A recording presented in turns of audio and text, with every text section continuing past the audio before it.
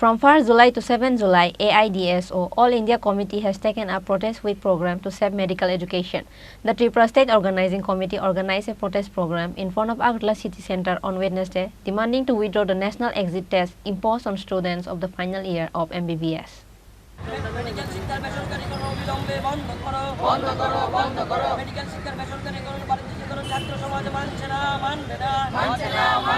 Besides, fees shall not be collected from medical students in the name of mock tests.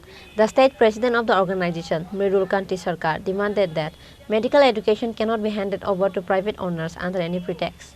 He also said that he strongly opposed the National Education Policy 2020, that they are trying to destroy all education system, including medical education, by using the policy.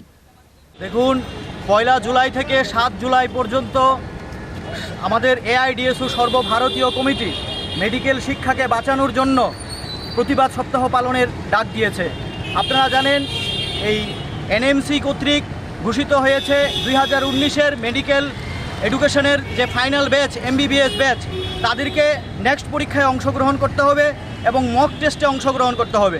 আপনারা জানেন যে medical এডুকেশনের মধ্যে MBBS final যে ব্যাচটা, final ইয়ারটা অত্যন্ত গুরুত্বপূর্ণ এবং হাতে কলমে যদি ডাক্তারি শিক্ষাকে তারা অর্জন করতে হয় তাহলে তো এই সময়ে তাদের হাসপাতালের আউটডোরে যেতে হবে। কিন্তু এই মেডিকেল এডুকেশনের মধ্যে ফাইনাল ইয়ার ছাত্রছাত্রীদেরকে NMC ঘোষণা করেছে তাদের মক টেস্ট নিতে হবে এবং নেক্সট স্টেপ 1 পরীক্ষা দিতে হবে এবং অত্যন্ত অবৈজ্ঞানিক এই পরীক্ষা। এবং আমাদের রাজ্যের ক্ষেত্রে দেখুন, মক টেস্টের এখানে কোনো সেন্টার নেই।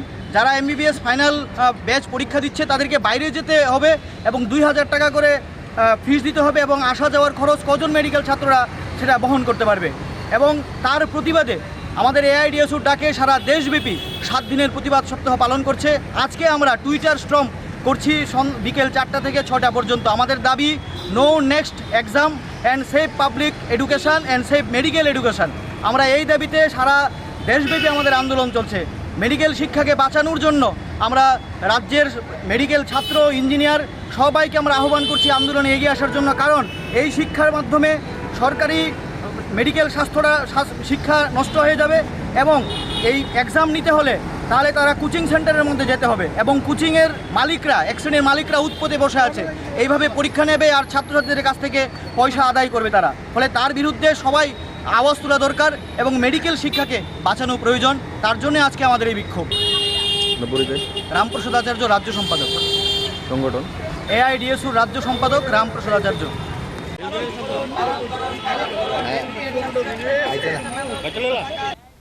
Reported by Pranav from Agartala, Chini, Khorang.